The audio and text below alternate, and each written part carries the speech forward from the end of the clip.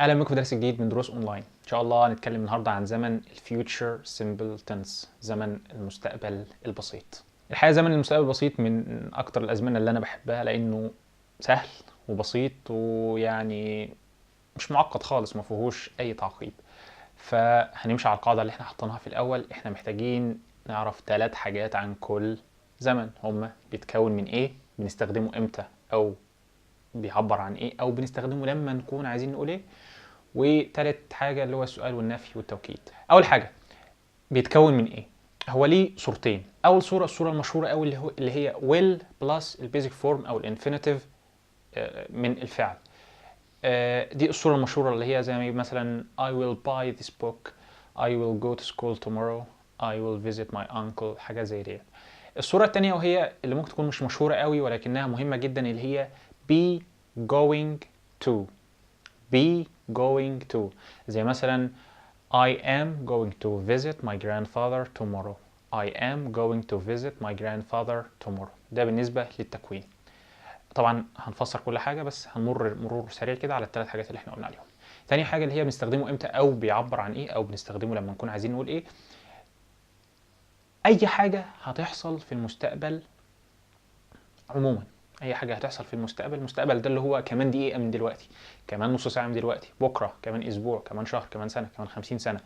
اي حاجه هتحصل في المستقبل بنستخدم زمن الفيوتشر سيمبل تنس عشان نعبر عنها باي من الصورتين. تمام.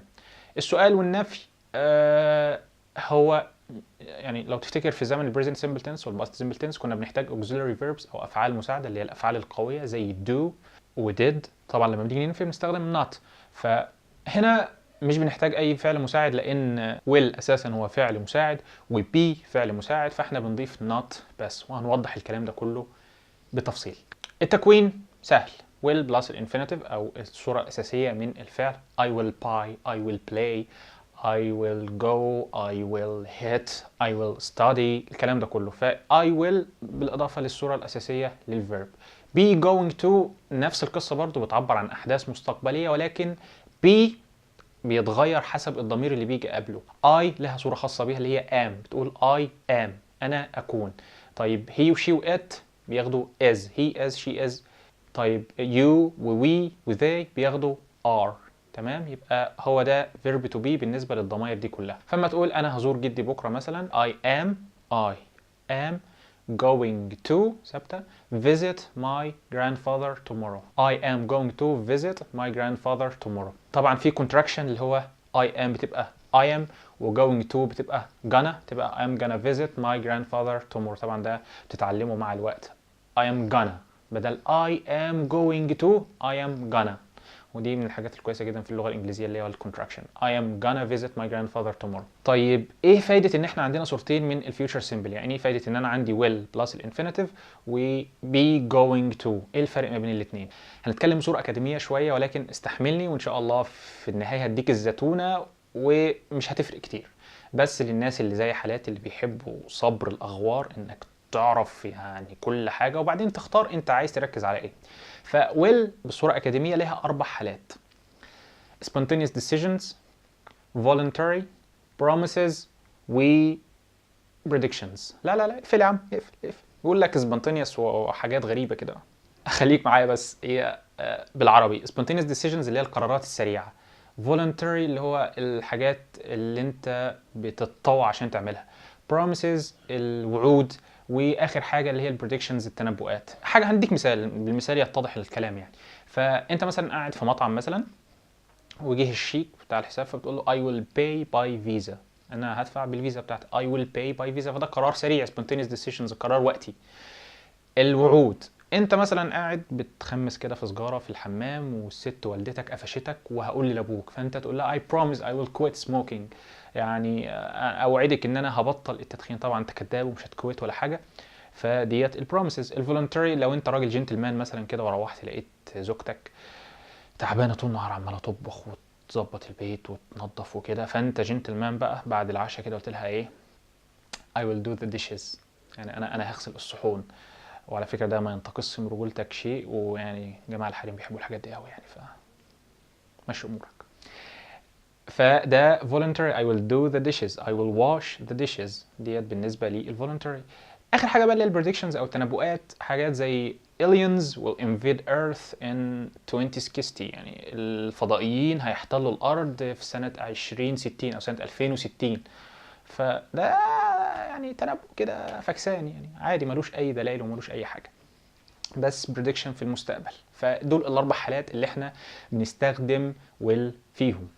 طيب كده احنا خلصنا الموضوع الأكاديمي. استحملني ثانية كمان عشان be going to.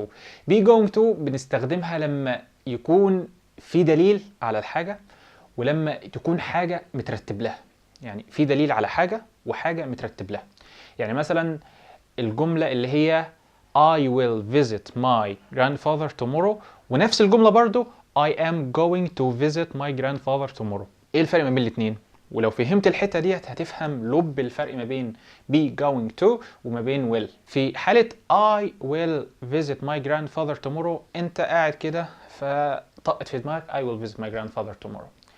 فكرة، مجرد فكرة جيت على دماغك كده، بس ما رتبتلهاش، ما لهاش اي حاجة، يعني ما فيش اي دليل ان انت هتزور جدك بكرة غير انك قلت الكلام ده.